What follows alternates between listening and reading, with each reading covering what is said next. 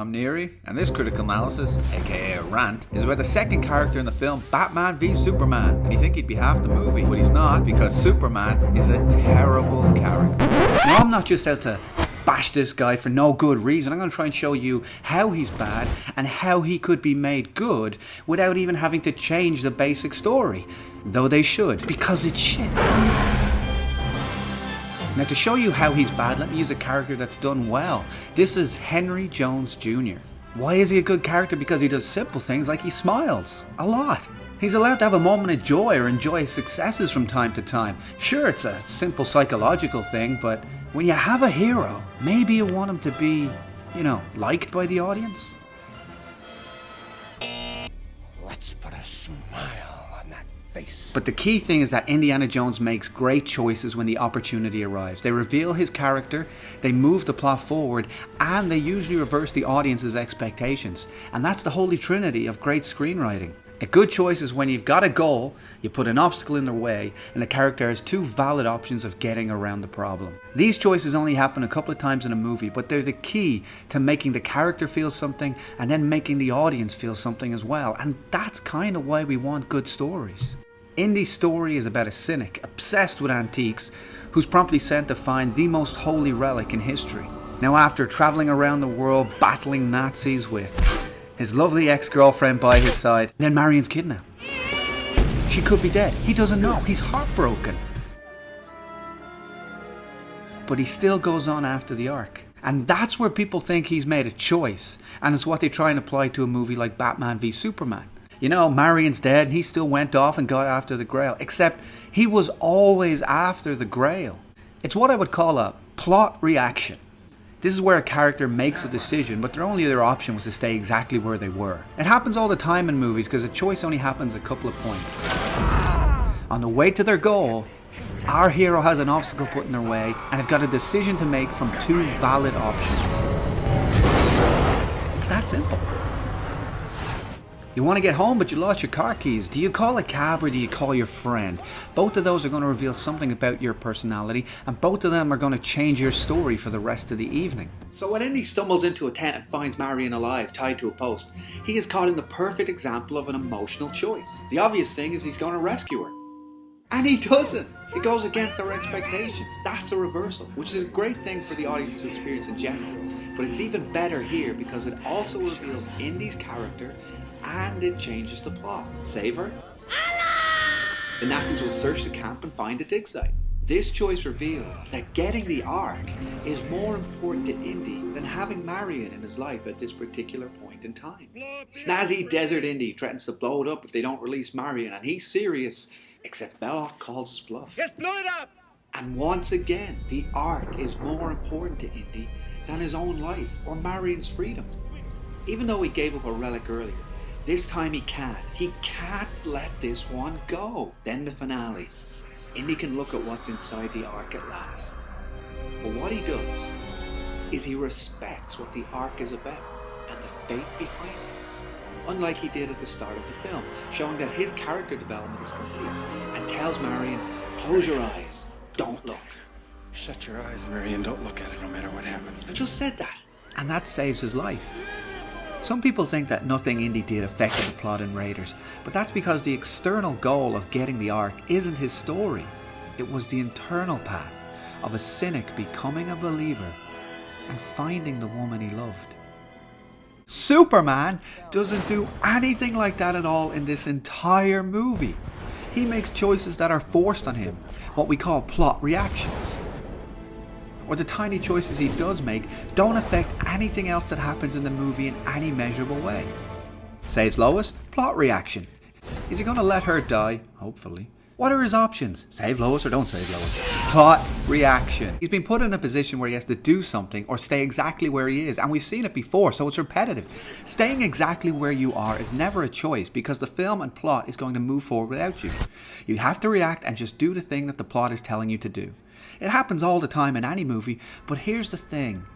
After that scene, Superman's not in the damn movie. His name is on the poster. It's right there. Clark Justice Kent. He sort of chooses to investigate Batman and not cover the sports. But that has no consequence. Where does he go? Is he going to sit down and write a story on the local football team or Batman? Those are not two valid options. Then he does choose to confront Batman. But again, what was his other option?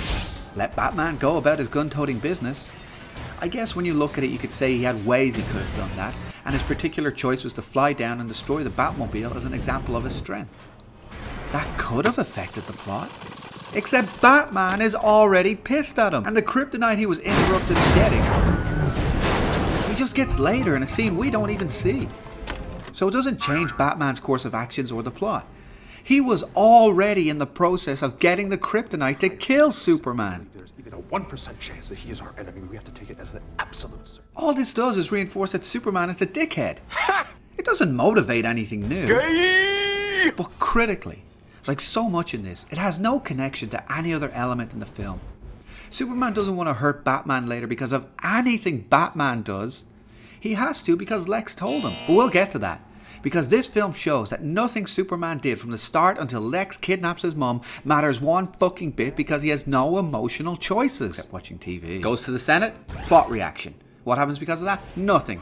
Lex sets off the bomb. There's even a 1% chance that Batman is already angry and already out to get a weapon. Superman did nothing, said nothing, and affected nobody with his decision to go to the Senate.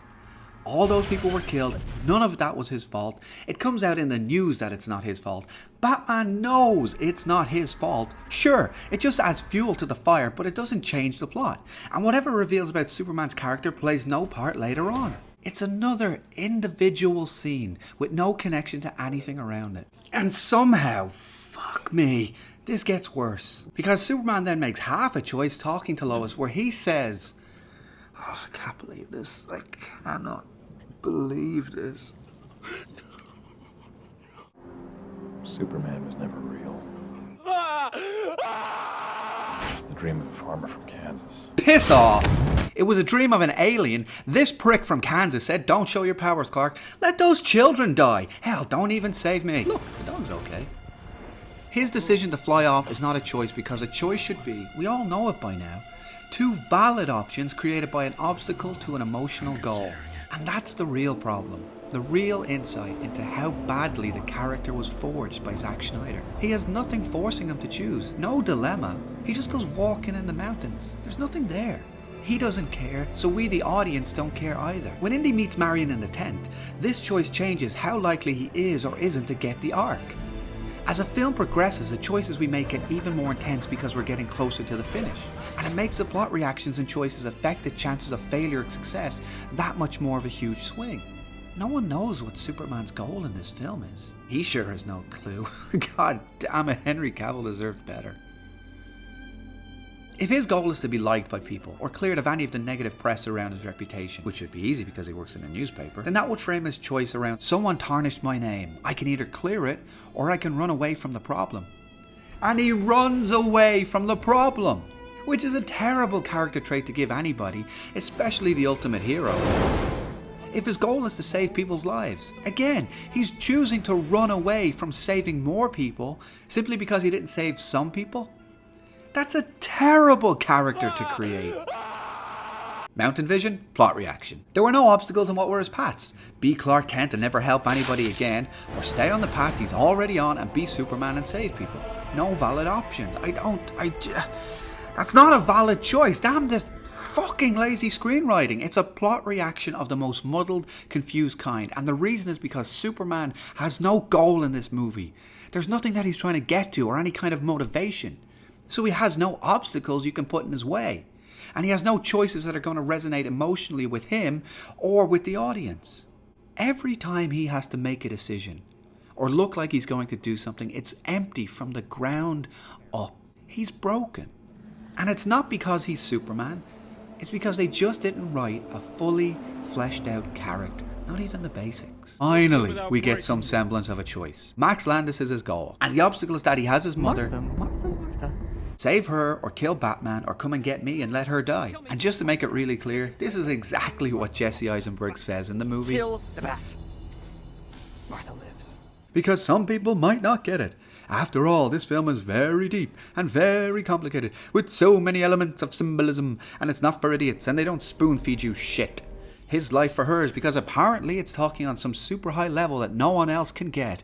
Oh God, why am I doing this at 4 o'clock in the fucking morning? Anyway, he makes a choice to go and kill Batman, except he's not going to kill him, so he's just going to try and get his help. But nothing he does after that has any connection to the situation he's been placed in. Instead of just telling Batman what happened, because Lex isn't watching, Lex isn't listening. He could have gone home and got some sprinkles and cardboard and made a sign asking for help. Could have shouted from the sky. Could have shouted from where he landed.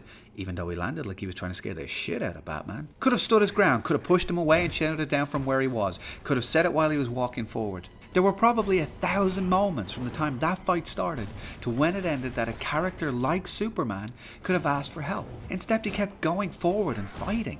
To make it clear, it was more important to this character to keep punching Bruce Wayne than in saving his own mother. So when we get here, You're letting him kill Martha. the audience doesn't believe it. Otisburg. Because he didn't do everything possible. Sure, Indy doesn't stop the Nazis, but we're on his side because he is always doing everything he can. His absolute best, every time, to try and achieve his goal.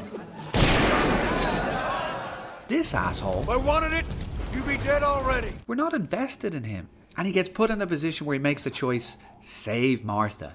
He says that out loud in a deep movie. Never seen you looking so lovely as you did tonight. I've never seen you shine so bright. Which could have been a moment. Even though he's about to die, the only thing that matters to him is saving his mother. That's a powerful, powerful thing. But it's not earned. There's nothing that makes the audience get to that point emotionally with him. I understand. Or truly embrace the danger he's in. He's not like Indy. He's not in that situation because it's out of his control, because it's snowballed. He's in that situation because at no point in the previous 10 minutes did he say something out loud. Superman is failing because of his own stupidity. Because he didn't care about his mother more than beating up Batman. An audience will have no empathy for a stupid character getting themselves into trouble. What if, here's my choice, right away, Batman sees Superman and says, "Fuck you," and hits him with the gas, choking Superman so he can't talk. Then Bruce leans in and asks, "What's your last word, alien?" "Forgiveness, hate, fear." And his last word is, "Martha, save my mother." Then it might have made a difference. Then you might have had a chance of a story. Whatever. It's hard to fix a thing that has so many problems on the fly. But that scene should have been powerful. It should have been about a son saying, "Even though I'll die, save my mother." And it should have made us feel and learn something like all good choices.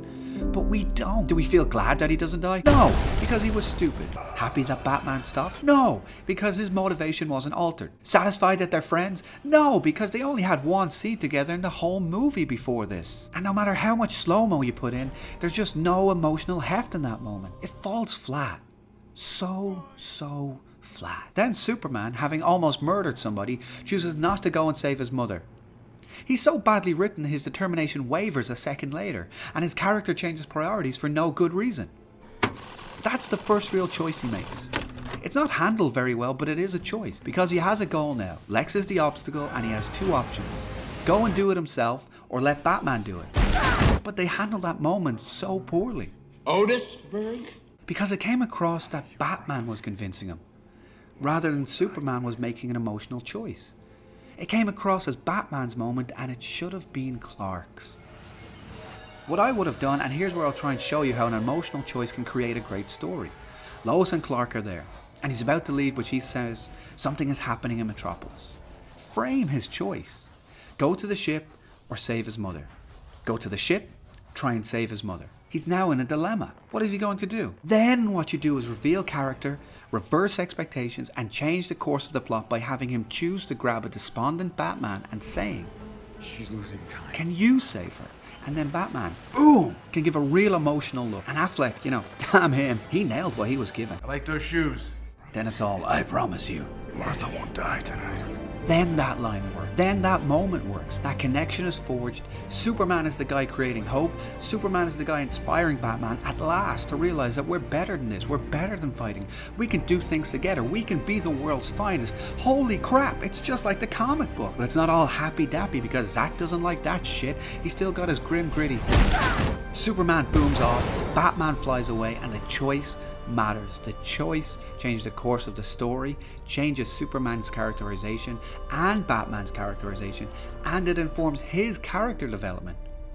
From someone who was cynical and did not believe in heroes, to someone who now sees Superman as a man of hope, who believes in people and will give them a second chance, even when they were just about to kill him.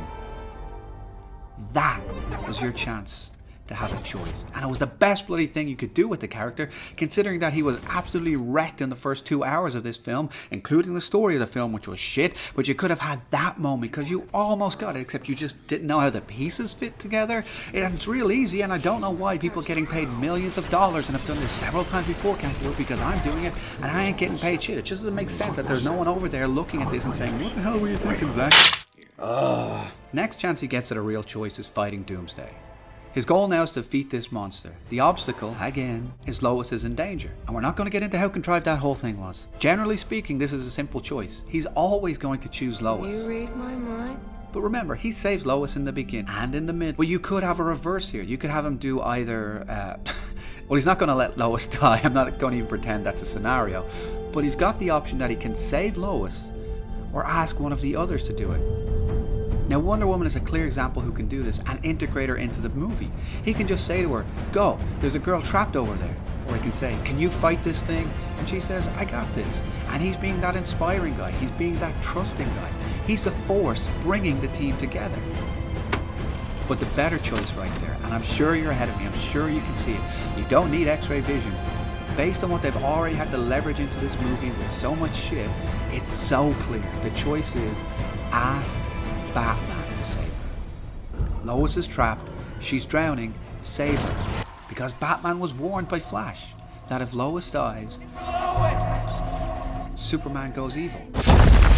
Batman is now involved in the lives of Lois and Martha because that moment of Superman again trusting Batman is helping to build a bond. By the end of this movie, he's made him protect his mother and Lois. Bruce is now involved in their lives and has a connection to some sort of decency in himself and a connection to Clark through these women.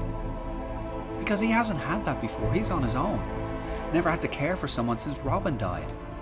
This is him having family back in his life and someone trust him with those he cares about most in all the world. You get all that, but then you give him a choice based on the warning. Do I save Lois or do I not? Given the parameters in that final battle, I'm thinking might be you split the spear from Lois. She's trapped, but the spear's in danger of getting lost. Maybe it's going to fall down a deeper chasm, or it's going to get destroyed by Doomsday.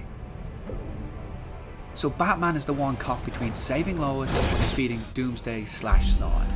And I think that's a real valid choice based on the elements in his story, because that reveals the kind of character he is when his original goal was to stop the massive destruction that killed people in Metropolis and Wayne Tower. All of that would be in his mind again, realizing that this monster is even worse. It's not only more powerful than Zod ever was, he's got more rage. He will kill everything on this planet with his bare hands. He's the monster Batman always feared Superman was. From the beginning, his entire character goal was stopping that level of destruction. If he loses the spear, everything he feared is going to happen. And if it means an innocent person has to die, then for the greater good, that's something he was willing to do. And that's a brilliant choice for him to have emotionally, because his goal all along was to stop these mad aliens from running wild and killing people. And this is the maddest, most alien of all. His worst nightmare made real. Batman chooses the spear, the heroes all survive, Doomsday's defeated. But Lois drowns. Lois is the final funeral. The one who always believed in Clark.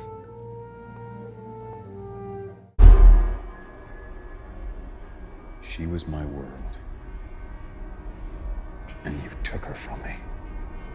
The world goes to shit, the parademons arrive, Darkseid is there, maybe he's defeated because Superman's even more mental, and the Flash has to travel back and tell Batman, Lois is the key, gotta save Lois. And all that makes sense now, that scene has an impact in the film at least. Or maybe it's Darkseid who reveals the great lie behind the Justice League. Batman let Lois die because he didn't trust Superman to stop Doomsday. So all of a sudden you're like, holy crap, Batman created his own nightmare. Oh, shit. Or you take the other valid option and have that future not happen, but in saving Lois, Superman is forced to grab the spear himself. Because Wonder Woman gets battered, Batman is trapped rescuing Lois, and the spear is left out. Superman has no alternative but to grab it, fly, and jab it through Doomsday. If you go that course, then you have Batman and Wonder Woman realizing that this guy was the ultimate hero, who sacrificed himself to save them and the world. Batman's goal went from stopping the destruction aliens were causing, to ignoring all that and saving one innocent person. We realize his true internal goal was, as it always has been in the comics, to try and save the people that matter to him. If Clark lost Lois, Bruce knows he would become something horrible. Because that's what happened to him. At the end of the movie, we see that his real arc isn't stopping alien invaders, because there will always be a new threat. His real arc is overcoming his anger from feeling powerless again and again and again. But I realize that it's important to always believe. And that's what Clark has given him now. He's not going to turn into an idealist because the choice itself removes that. His decision still means Clark has to die. A guy who believed in him when he didn't. So while Batman's inspired to start the Justice League, those lines now hold more weight compared to Zero.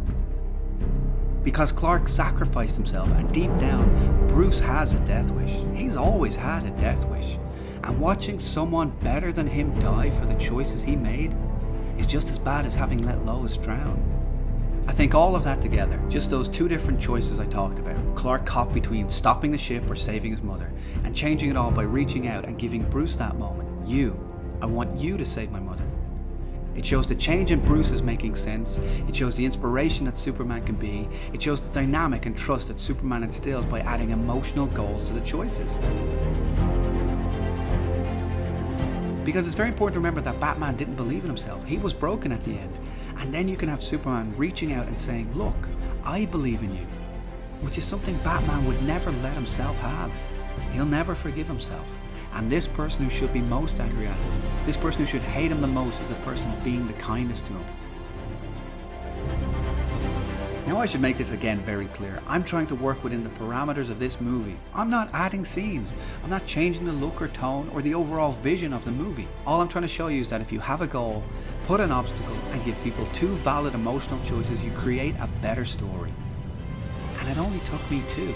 It does everything nearly exactly the way the film plays out, unfortunately. The characters now feel and care, and the audience does too. But the main point of this again is Superman is a terrible character. He doesn't make any proper choices that affect the plot. He's a bad, bad character. And he deserved better. We all did. And with that, at whatever feck o'clock it is, I'm stopping this and going to sleep. Thanks for watching, and for your comments, and for your subscriptions, and your clicks, and your Patreon, and whatever else you do. But mostly, thanks for watching, and have a great day. I don't know. I'm making this up as I go.